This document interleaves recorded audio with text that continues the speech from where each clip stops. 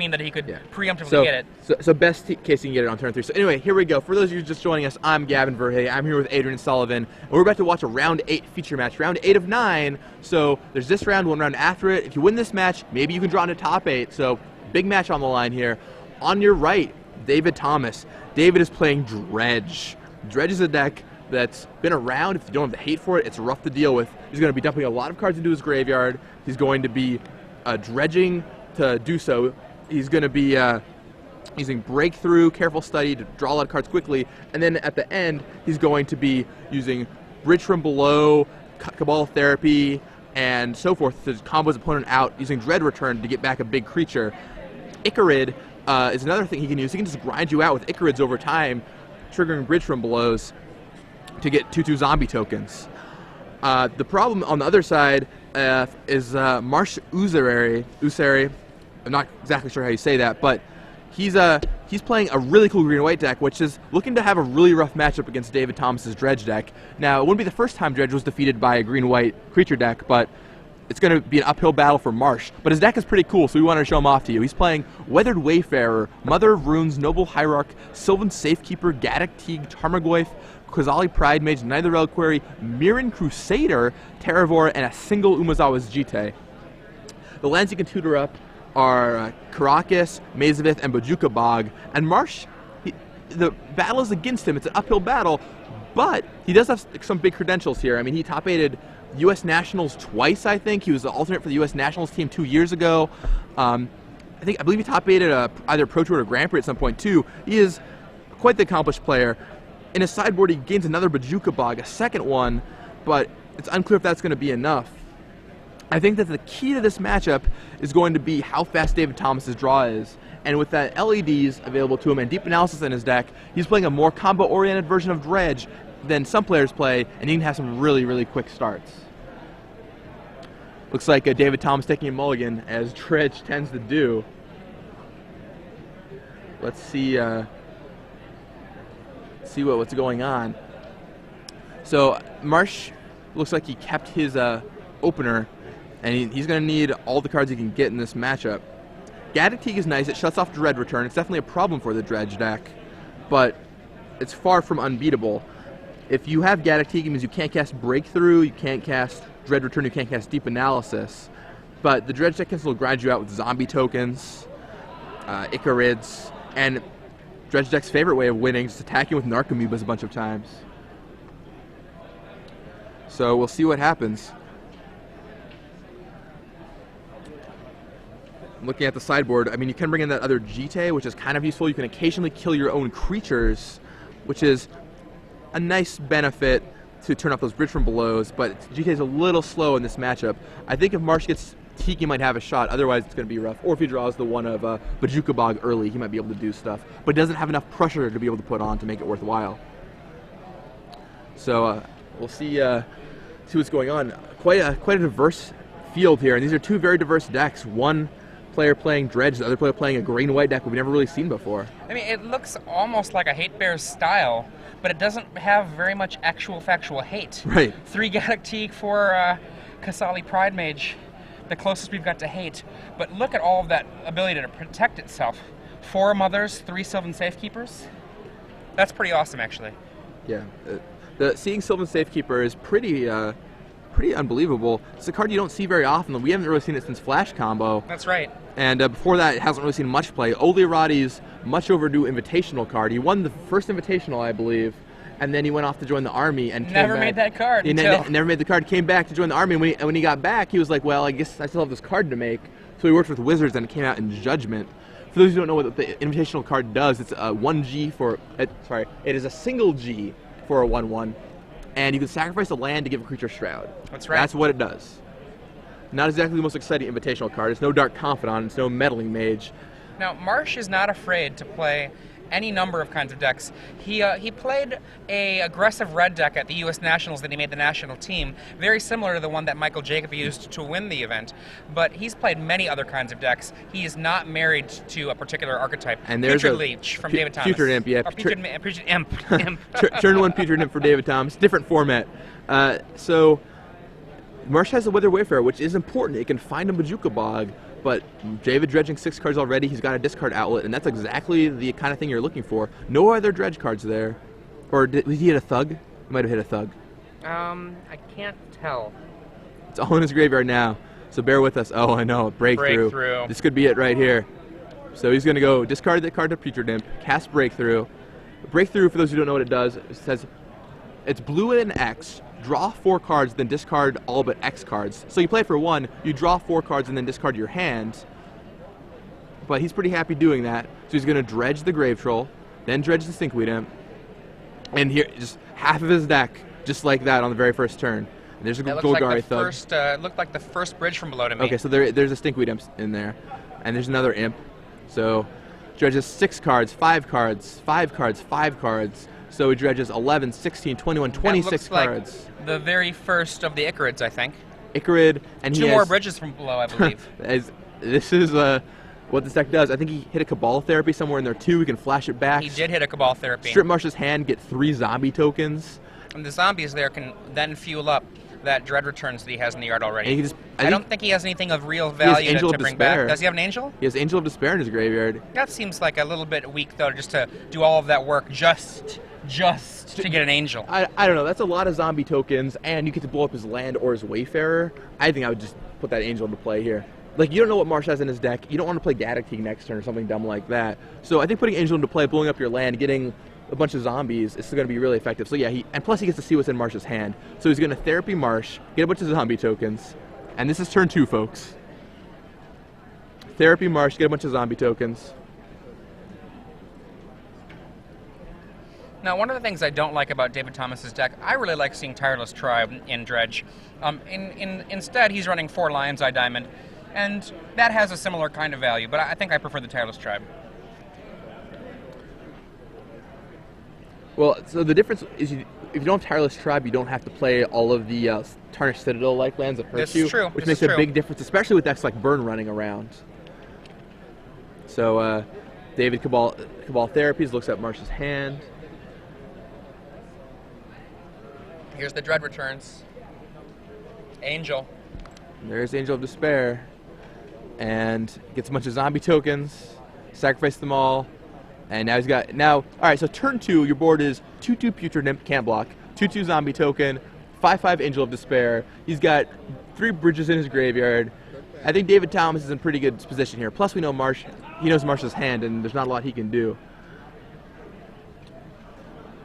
I think his best draw right here would be if he were to lay a Sylvan Safekeeper into play, not get destroyed by what's going on the table, which is a hard call. Mazavith, wow. That buys a little bit of time, but doesn't really solve the problems of what's going on. Icarid comes to play.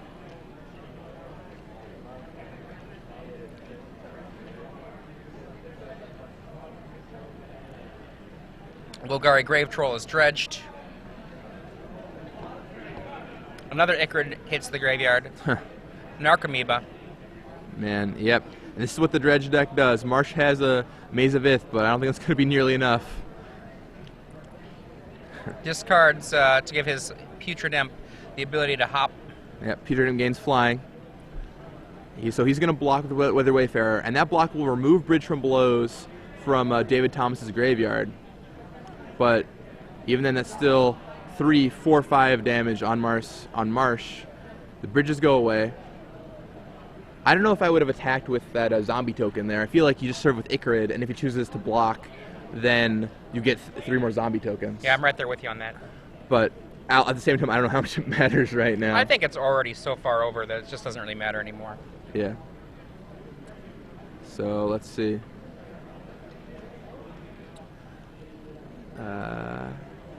And here comes back both Icarids, and yeah, this game is. Let's look at the sideboards. yeah, unfortunately, I really like Marsh Usary's deck, but he's pretty ill-equipped to handle a fast dredge from David Thomas. And David Thomas's deck is all about the fast dredging, and Marsh can bring in a second Bajuka Bog, and Path Exile, I guess, could be okay. You can bring in the Jite if he wants. What do you think about the idea of bringing in Burrington Forge Tender just as a means to kill that bridge from below? I think it's good. I think you have to do that. And Marsh picks up his cards. So on David's side, he's got Leyline of Sanctity not coming in. Pithing Needle, I don't think that's coming in. Chain of Vapor will probably come in to deal with cards like Gaddock Teeg that he knows his opponent could have. But Blazing Archon, a card that Marsh is going to be hard-pressed to deal with. Does he have even a single? He's He has got Path to Exile. which will probably board him in this matchup. I think so. Yeah. I mean, Cabal Therapy is another thing to consider just because of the possibilities of hate cards from his opponent. But clearly, Marsh Usary, even though he has the Bojuka Bog main, he's got a Weathered Wayfarer to be able to tutor for Bojuka Bog. For Weathered Wayfarer to do it, there have to be 2 lands in play to Marsh Usary's only 1 for that to actually work. And that's something that David Thomas could very easily play against. Seeing a Weathered Wayfarer is often a symbol for lands that do something. I wouldn't be surprised if David Thomas just completely played around the ability to have that Weathered Wayfarer do anything. The Knight of the Reliquary can do the same trick with Bojuka Bog, but again, that can be pretty slow. The fastest that can happen on either case is turn 3. At least as long as David Thomas plays around the ability of the Weathered Wayfarer to do that. Blazing Archon, such a great weapon for a deck like Dredge to be able to just make sure that there's nothing that can happen from Marsh Usary's side of the table, or any deck that usually uses the attack phase as its means of closing out games. For some decks, Blazing Archon is just going to be the lights. And Marsh, he has access to Path to Exile, but he has to decide to bring it in. If you look at that, Marsh has a whole mitt full of cards he's taking out. So we got 1, 2, 3, 4... Looked like there was maybe more than that, but if it's only 4 cards he's bringing in... Yeah, only 4 cards. I have to imagine that it's probably Bojuka Bog and probably 3 Path to Exile, meaning that he wouldn't go the Burnt and Forged Tender route to use Burnt and Forged Tender to try to get rid of the Bridge from Belows. Now, Burnt and Forged Tender's job is not Bridge from Below. Burnt and Forged Tender's got a very different job entirely, but, I mean, that's certainly an option that that Marsh has. I don't know what those cards were that he boarded in, but I'm looking forward to finding out. I know that having seen Marsh Usary play a lot of Magic, he's often very willing to play outside the box, and this deck definitely calls to that. Sylvan Safekeeper, for example, we talked earlier before about the possibility of the 4 Chain of Vapor that are in David Thomas's sideboard as an answer to Gaddock Teeg. Well, that's not so much of an answer to Gaddock Teeg if Mother of Runes and Sylvan Safekeeper are there. It's very easy for Marsh Usary to have one of his 6 protectors come down on turn 1, and then a Gaddock Teeg come down on turn 2, and David Thomas, at that point, there's not much that he can do other than attack with Icarid. Icarid being about the only way that he's going to be able to fight the Gaddock Teeg, because he's not going to be able to actually get anything else going that's going to be of real note. Now remember, he can get the Bridge from Belows to get the zombies out as well, but that's not the same thing as having the Dread Returns as the real finish. Obviously, Dread Returns is the way that he wants to be winning. Zombies can make it just happen all by itself, but there are still definitely things to think about here when it comes to Marsh Usary's ability to perhaps lock out and protect a Gaddock Teeg. So like, Gaddock Teeg protected by Sylvan Safekeeper and Mother of Runes is almost certainly Marsh's usual plan for something like this. Yeah, that is a good plan indeed. I mean, it's not great. It's, I would say, merely good. Yeah, I mean, the issue is, like, even though he can make sure that Dread Return doesn't go off, the zombies and the Icarid can still make it happen. And you just bring back that Icarid every turn, you slowly build up your zombies, and Marsh doesn't have a good way to punch through 16 zombie tokens. Now, except, I take that back, he has 4 Mirran Crusaders. 4 Mirran Crusaders. Which are kind of cute against the zombies, but even then, the Dredge deck is fast enough, I think he'll be able to deal with that. Now, it looked like Marsh only brought in 4 cards. Do you think he just brought in the Bojuka Bog and 3 Path to Exiles? Yeah, I'm guessing then we're not going to see the Forge Tenders here. It seems like shutting off that Bridge from Below is really important, but apparently not. The other thing is, I think T gets way worse now, because now David Thomas gets access to Chain of Vapor, which is... And again, remember, Sylvan Safekeeper and Mother of Runes can stop that from happening. Right. I mean, it can. The issue is, does he have the time to set that up? And if you go turn 1 Safekeeper, turn 2 Teague, that's the hand that Marsh is ideally looking for. But we'll see if it comes up. Okay, we get our opening hands. See what happens. All right. Marsh is on the play here. No doubt. I think you have to mulligan aggressively here. I don't think you can afford to take a mediocre hand. I think I saw an I'll keep, and David Thomas ships it back. Yep. Dredge players, the one deck that's usually fine mulliganing. You can easily go down to 2 or 3 cards and still win. I mean, it's kind of crazy how effective that deck is at mulliganing. I mean, even to the point where you're down to 3 cards, and you've got no dredgers in your hand, but you've got land breakthrough. You cast it, and you find one, and then just start going from there. You'd prefer 7, but you don't have to have the 7. Max McCall, a player from Seattle, is known as like a dredge aficionado in the area. He's won a ton of tournaments with dredge, and he has won multiple games through only game actions. He's won games where he's never played a land or never cast a spell. He's like turn 1, draw a card, discard Michael Gari Grave Troll, eventually hit Bridge for Blows, hit Icarids, kill you through purely game actions. It's pretty insane. So the deck has so many different ways it can attack you from. For such a linear graveyard-based deck, you'd think it might just be, oh, well, I play, one Tormod's Crypt or whatever, and you take care of it. So. Woohoo! Shaheen Sarani walking by telling us he is a draft champion.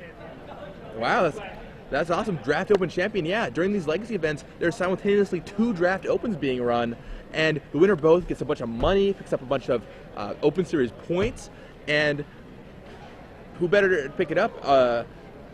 Shaheen Sarani. Like, he could use those points, and he knows how to draft well. So good work. Flagstones, Weathered Wayfarer, not the opening I think that Marsh Usary is hoping for here. No, I mean that Wayfarer could pick up Bajuka Bog, but on the play, Wayfarer is not quite as good. If he has another Flagstones, that's kind of cute. He can go turn 2, float a white, play Flagstones, but both my lands die, activate Weathered Wayfarer. That's cool. But other than that, it's unclear if even a single Bajuka Bog would be enough. And remember, Dave Thomas can just play around other non-tricky activations, just not laying more than 1 land. Right. Or more than however many Marsh has out. Yep. Says go. There you go. Just going to go on the discard Grave Troll plan. Yep. Now remember, he had to mulligan, so he doesn't get to discard yet. Right. One more turn, he can discard. Look at his hand. He has lands there, but he's just opting not to play them. He wants to discard that Grave Troll. The discard step is his graveyard outlet. So you don't need Putrid Dip when you just have a game mechanics. 2 mana. Marsh wants Gaddock here. Yeah. And as we said, Gaddock is not necessarily enough, though it is a great weapon against some of the ways that the dredge deck can be truly just over the top with dread returns. Yep. Let's see if he has Gaddock here.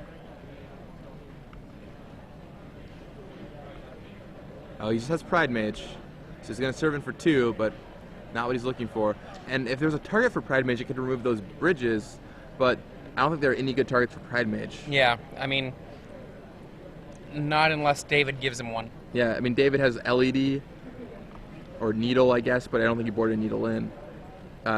Marsh has 1 or maybe 2 Umezawa's Jitaeus, but it's pretty unexciting. Now, what Marsh would really love here at this next play is probably a Knight of the Reliquary. Yeah, to start finding Bajuka Bogs, that would be a pretty strong play for him. And David Thomas discards Golgari Grave Troll, once again, using the discard step to his advantage. Just taking natural game actions. Draw a card, discard a card, dredge. There's 24 lands in Marsh's deck. It's not unreasonable for him to have that 3rd land here. And if he has it on the night... I don't know that he has it, though. It doesn't look like it. Yeah. There's Tarmogoyf. Tarmogoyf's going to get big really quick. Yeah. Might not be in time, though. I remember I bought my Tarmogoyfs early when it first came out because I thought it was a good sideboard card for the dredge matchup. Yeah. A good point from Christian Wright about Gaddock stopping breakthrough. Yep. And there is a 3rd land there. Strikes me that if he has a 3rd land, that he does not have a Knight of the Reliquary in his hand. I think that's very likely. So we dredge that Troll, and here comes the Narcomoeba. Yep, Cabal Therapy, Narcomoeba, Deep Analysis. And Stinkweed. There's a Stinky. So if David Thomas has land breakthrough, this could be a potentially devastating turn, depending on how many dredge cards he hits.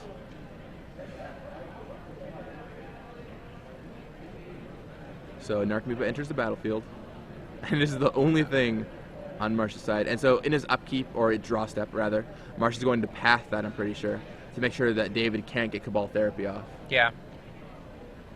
Yeah, sounds like Path to Exile, and it is just W exile target creature. There are no basic lands in David Thomas's deck. Did you see that look from Marsh's face? A heavy breathe. They're like, oh, okay. This is some stressful stuff right now. Okay. Okay, says David Thomas. All right, choose not to search. They're ready to discard. Oh, nope, here's the land. Probably a breakthrough. Oh, Lion's Eye And Diamond, he does deep wow. analysis in the graveyard. Double LED. Oh, wow. Crack for 3, discard my hand, and things are gonna get rough here for Marsh. He's gonna. Oh no! Yeah. So what's gonna happen? He's going to be. That's gonna. This Wow. might be a game right here. He has deep analysis to flashback, and then he has Cephalid Coliseum, which he can activate with the mana. Yeah. So. The whole deck, says Rashad. That's the whole deck. Yeah, that is. It's unbelievable. Once again, you just like discard my hand, win the game. So do this, and I'm sure David Thomas is maybe worried about Ravenous Trap or something like that right now, but he's just gonna go for it. So he activates Cephalid Coliseum, and now he's gonna draw 3, discard 3. Make sure he has maximum amount of dredging cards in his graveyard. 1, 2, 3, 4. So he did bring those needles in. Another Cabal Therapy. Yep. I would not be surprised if David Thomas puts the game out of reach from Marsh this turn. Another Cabal Therapy. Yep, and we have the combo heads-up display here. Much different than a lot else that's going on. Another Cabal. And he's gonna keep on dredging. I think he's looking for that back for that deep analysis now. And all right, flashback's deep analysis, and gonna draw some more cards. And by draw cards, we really just mean dredge cards. Someone just tweeted at us that we're off the air. If you can hear this, please tell us. I don't think we're off the air. Okay. All right. Okay, sure. Okay.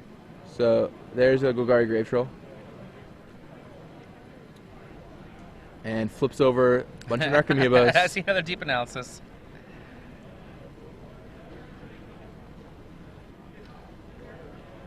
And he's counting how many cards are left in his deck. He doesn't want to go too far. How much more can he dredge? And Marsh is like, all right, What do you show got? me, What do you show me got? what you got. There's another deep analysis there. I'm sure David is trying to figure out what he can do here. I haven't seen a lot of bridges milled. I don't remember seeing one. I think there's one in there. But yeah, I mean, obviously didn't board them out. I don't think you could board them out, could you? I played dredge before in a tournament. I did not board them out. I would have to ask a dredge expert on that one. I mean, when you're fitting in cards like Pithing Needle or potentially cards like Chain of Vapor, one of the things you have to do when you fit those in is you have to cut basically a whole bunch of cards that are pretty intrinsic to what your deck does. Right. So he activates a Lion's Eye Diamond to get mana, and now we're going to see Deep Analysis number 2 come out for David Thomas.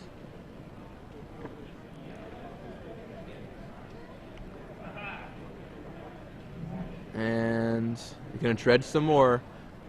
Dredge 6 cards for that Golgari Grave Troll, Narcomoeba, Cephalid Coliseum, Stinkweed Imp, Cephalid Coliseum, Putrid Imp. There's a bridge. Now he's going to dredge again. Another Grave Troll.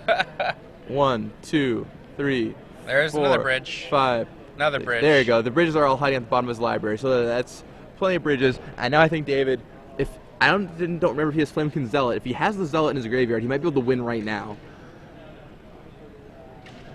Otherwise, he'll have to just get a bunch of zombie tokens and, I don't know, bring back Angel of Despair or something similar. He's probably going to Cabal Therapy Marsh to make sure there's not, say, a Ravenous Trap hiding in his hand. Although I think that trap would have been played long ago if that were the case. Cabal Therapy, just to check to see what's out there. I mean, we Builds up some zombies, make sure that there's nothing that can go wrong, no Ravenous Trap, nothing like that. I mean, the trigger would be happening right then, so... Yeah, I mean, if he had Ravenous Trap now, it'd be when he would cast it. Yeah. All right, there we go. Land. This looks like a hand that Marsh usually should have mulliganed. Yeah, I don't like keeping this hand. I think you have to be aggressively. See, he named Swords to Plowshares. None there, and now David knows he can just kill. So I don't know if he flipped over that Flamekin Zealot or not, but either way. All right, so Cabal Therapies again. All right, pulls it out. I assume he's going to sacrifice a creature. Look it through what a deck of a graveyard. Let's see.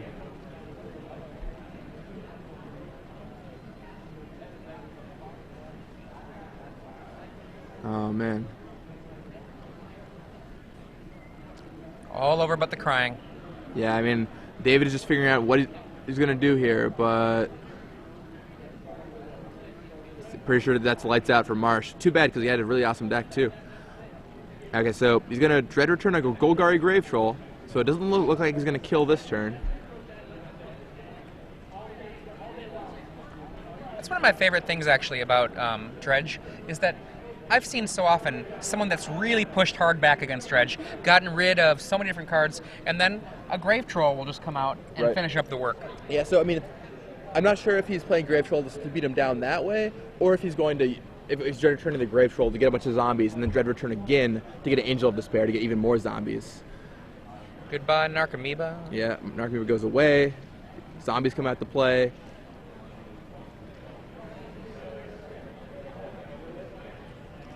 Bunch of zombie tokens.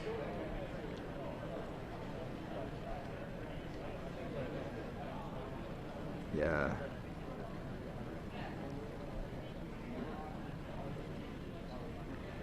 And I think Marsh is looking through David's options, making sure everything is as it seems. And all those zombie tokens are going to quickly end this game for Marsh.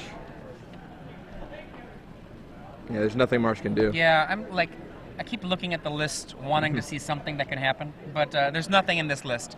Now, Marsh just a round ago was 6-0 in this, I think, very competitive Legacy event, and I'm kind of sad. You know, I like watching Marsh's decks play, and seeing this deck just wallop him upside the face so hard. I mean, Dredge is a rough matchup. All right, so here we go.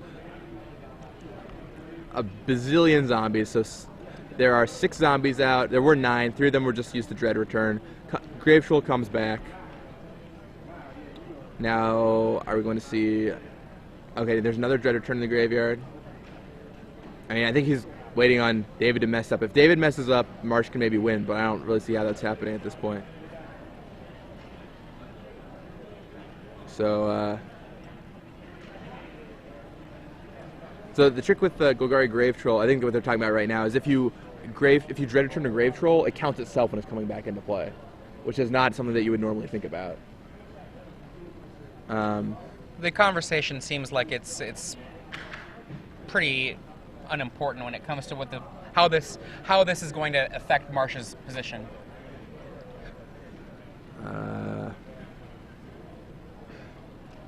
Yeah, I mean Marsh's still looking through the graveyard, but I don't know what he's hoping to find in there. Yeah, I mean, maybe he's hoping he'll find a Black Lotus in there. Yeah, something not legal.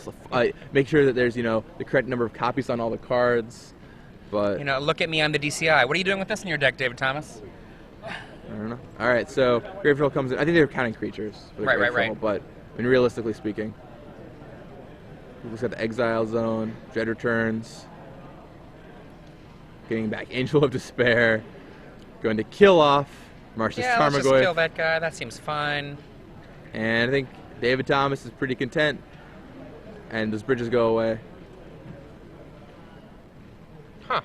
Now, he knows what's in Marsh's hand. Now, theoretically, Marsh could be like swords, maybe? I would say at this point, with the way that played out, if he just draws a path, that does a whole ton of work on where David Thomas is at. Man, it seemed like David was in a much better position when he had like 9 zombie tokens. I think so. There's a Horizon Canopy. He can look for something. I mean, not in a better position maybe by total points of power, but in a better position of playing against Marsh's outs. Yeah, I mean, I think he gave Marsh outs there. Now Marsh has access to path for that Grave Troll. There are no more Bridge from Belows in the yard, and this is still Icarids are there obviously, but I mean, I don't know. I don't know that this was a prudent path. So Icarid comes back. I mean, Marsh has to draw correctly for it to matter. Oh yeah, but I mean, giving the person the opportunity. Right. Yeah, it's always, you never want to give them extra outs. And so Marsh, that is the look of a man who just got dredged.